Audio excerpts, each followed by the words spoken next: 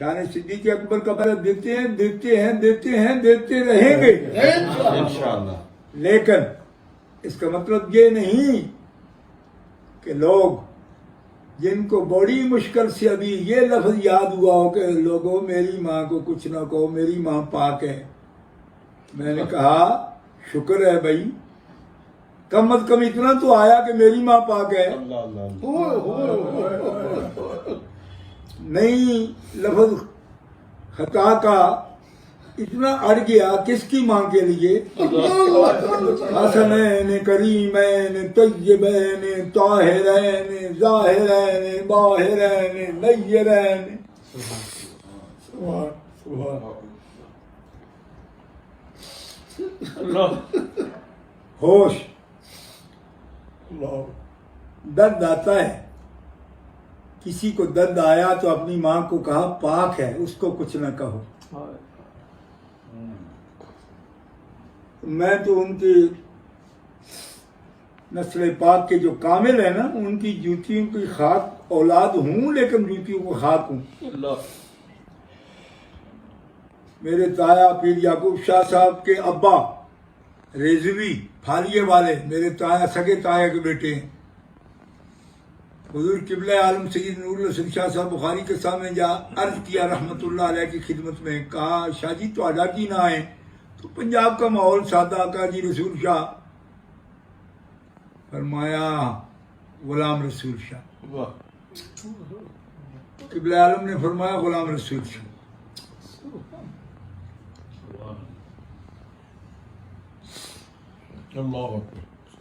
آل رسول بھی کہے گی تو کہے گی غلام رسول شاہ۔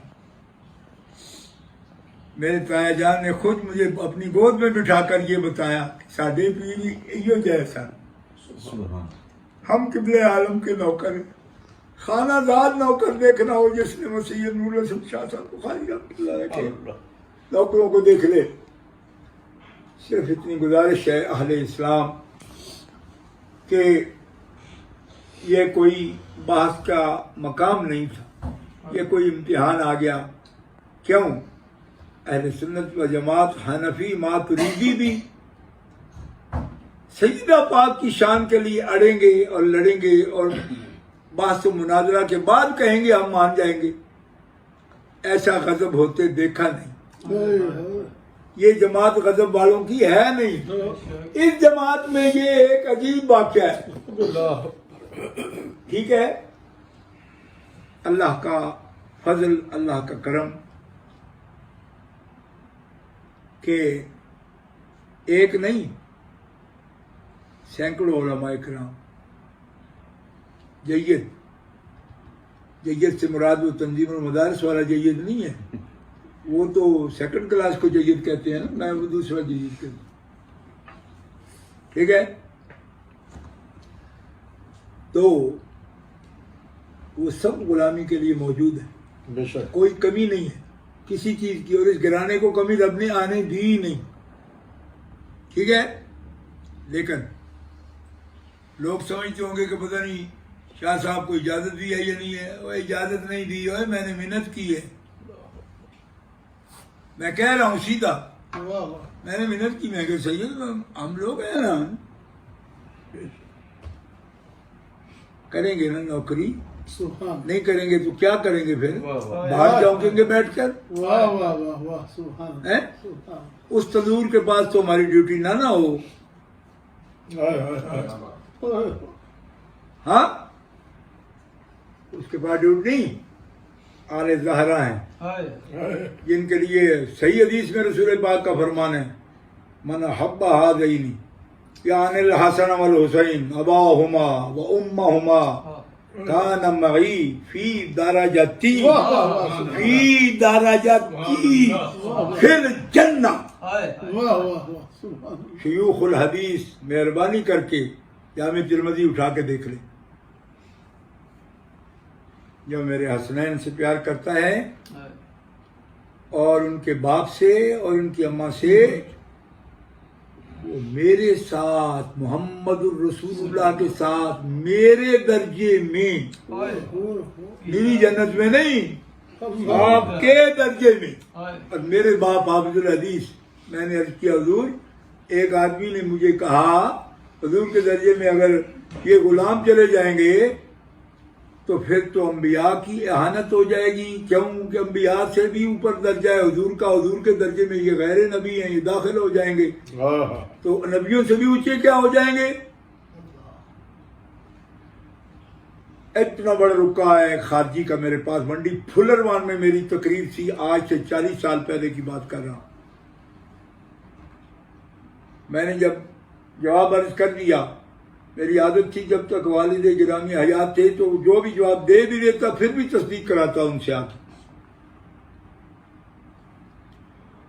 میں نے کہا جی میں نے یہ کہا، میں نے کہا تو نے لمبی کر دی بات، جواب ٹھیک ہو گیا لیکن بات لمبی کی، کتنے منٹ لگے ہوں گے؟ میں نے یہ 15 منٹ۔ میں نے کہا فرمانے لگے ہاں یہ بات بس ایک لفظ میں بھی ہو سکتی ہے۔ میں نے کہا وہ کیسے؟ فرمایا یہ غلام اس درجہ میں اگر اس درجہ کے مالک بن کر جاتے تو اہانت ہوتی، مالک اس کے محمد رسول اللہ ہیں، اور آپ کا وعدہ ہے حسنین کے غلاموں سے کہ چونکہ حسنین مجھ سے دور نہیں رہیں گے وہ جنت میں میرے ساتھ ہوں گے، کیوں کہ جگر کے بغیر کیسے جنت میں؟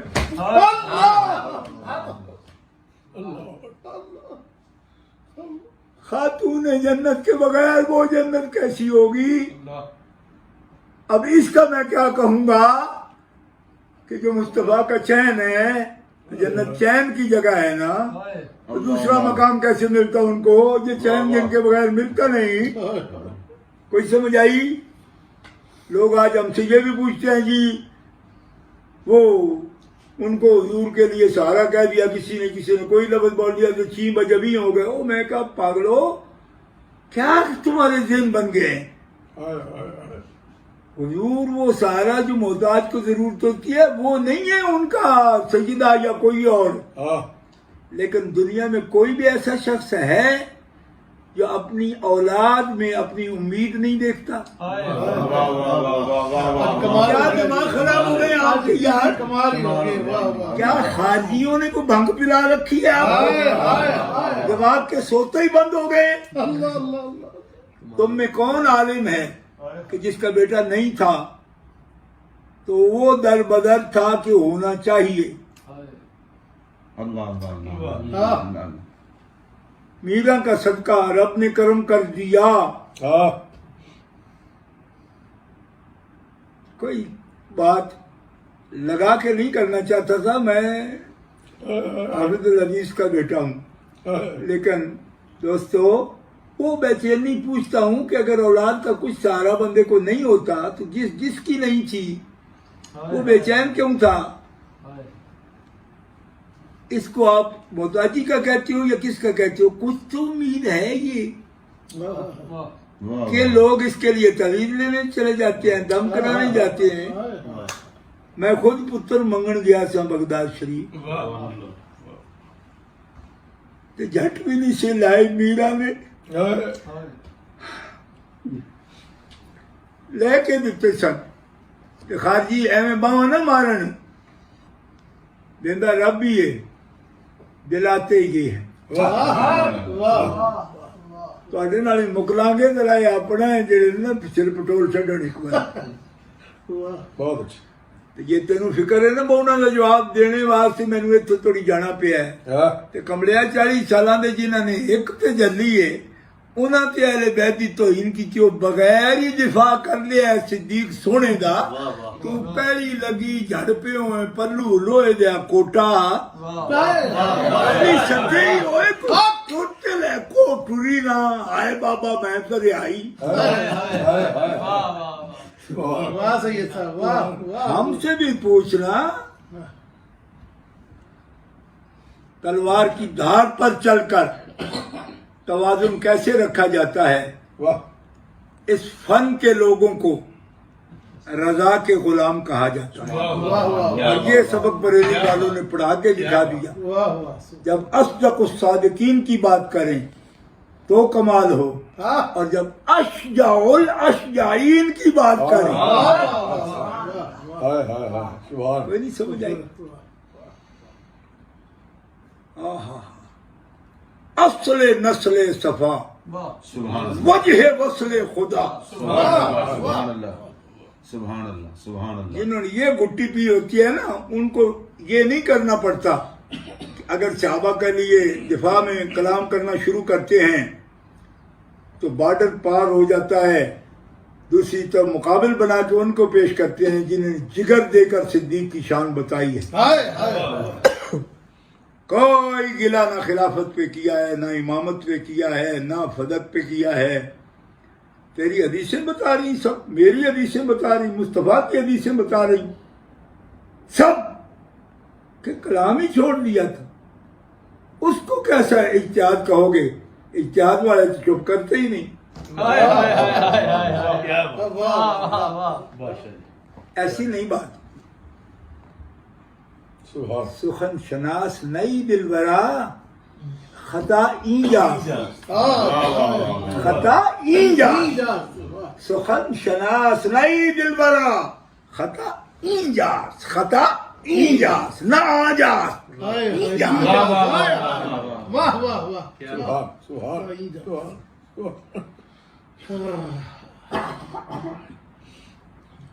سبحان. بس بات زیادہ ہو گئی لیکن چپ رہ نہیں سکتا، چپ رہ نہیں سکتے. دکھ نہ ہوتا. آج بھی کسی نئی فرقہ بندی کی ضرورت نہیں، نہ کوئی گروہ بندی کی ضرورت ہے، اصلاح کی ضرورت ہے. نام نمود کی خواہش نہیں. آج لوگوں کے وقف بنانے، ٹرسٹ بنانے اور دارالعلوم قائم کرنے، اکیڈمیاں بنانی لوگوں نے سیکھی ہیں، ہے نا. 1925 میں جس کا پردادا امیر ملت ٹرسٹ قائم کر گیا اور گاؤں کے گاؤں کو کہہ گیا اپنے اپنے گھر بالٹیاں چھڑ دیو، بالٹیاں لیا کرو تو امیر ملت جو ٹرسٹ جو کھانے بھر کے لے جائے. اب خواہش نہیں ان کی. ایسے ہم لا تزکوا انفسکم کے ساتھ کوئی بات کرنے کی تیاری نہیں، لیکن میں یہ اس لیے کر رہا ہوں کہ جب تک اصولی عقائد میں کوئی شخص متبع ہے اپنے مالکوں کا اور اپنے انصاب کا اور اپنے اجداد کا، اس کے لیے احتیاط لازم ہے. ٹھیک ہے. باقی ایک اشارہ دیتا ہوں اگر کسی کو سمجھ آ جائے. میں خادم ہوں آپ سب کا، اہل سنت و جماعت کا. میرا اور کوئی اعزاز نہیں ہے نوکری، اگر وہ بھی قبول ہو جائے.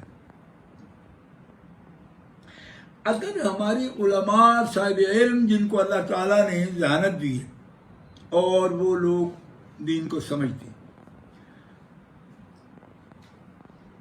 صحابہ کرام اور اہل بیت اطہار کے بارے میں توازن کسی طرح بھی کھو بیٹھیں گے نا تو موقع پیدا کریں گے. آپ اگر خارجیوں کی طرفداری کرو گے نا تو لوگوں کو رافضیت کی طرف دھکیل دو گے، اور اگر تم رافضیت کی طرف رہو گے تو اس صورت میں یعنی اگر صحابہ کرام کے وکیل بنے اور توازن کھو بیٹھے، رافضیت کو فروغ ہوگا. اور اسی طرح اگر اہل بیت اطہار کی طرف وکالت کرتے ہوئے حد سے بڑھے، اور حد کیا ہے؟ عقائد اہل سنت و جماعت، اس سے بڑھے تو لوگوں کو خارجیت کی طرف دھکیل دو گے. یہ ہے مشکل ترین مقام جو سنی مبلغ کے پیش نظر ہوتا ہے. اور ایک لمحے کو اوجل ہو جائے تو جو خطا کا جو نتیجہ نکلتا ہے وہ آپ نے دیکھ لیا.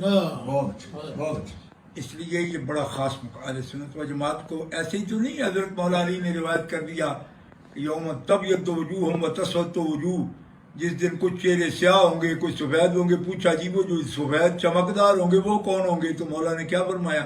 ہم اہل السنت والجماعہ. تو چہرے چمکانا یوں ہی نہیں، اس کے لیے توازن، واہ سید بادشاہ واہ. کنڈے سے مکھن پکانا اس کو کہتے ہیں. ٹھیک ہے.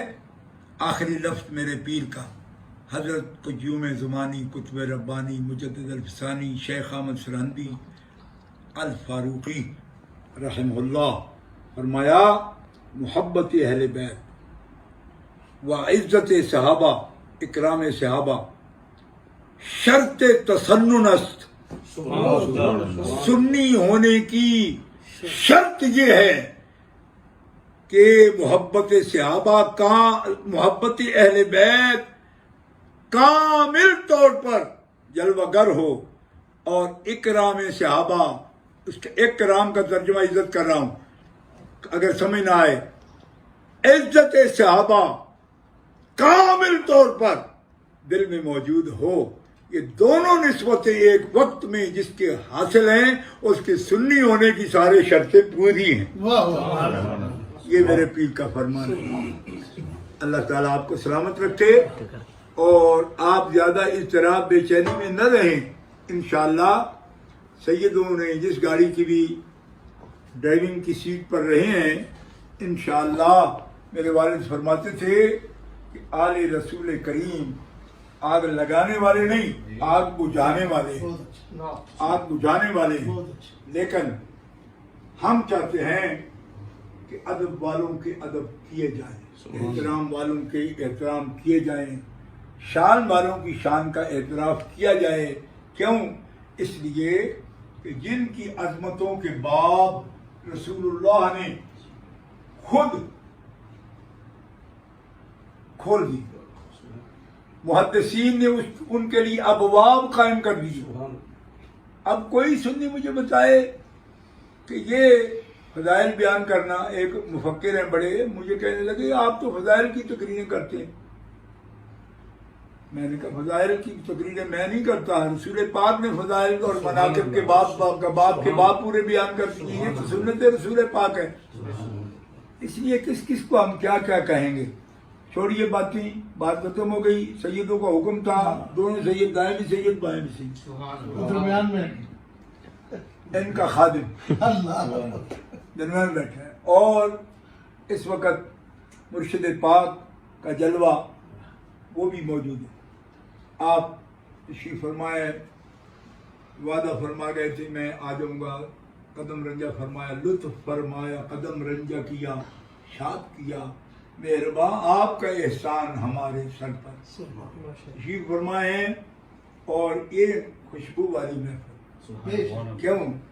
ان کے نام آنے سے خوشبو آ جاتی، تازگی آ جاتی ہے، اور وہ خوشبو حاصل ہے انشاءاللہ اللہ کے فضل و کرم سے. اور پریشان نہ ہوں، مضطرب نہ ہوں.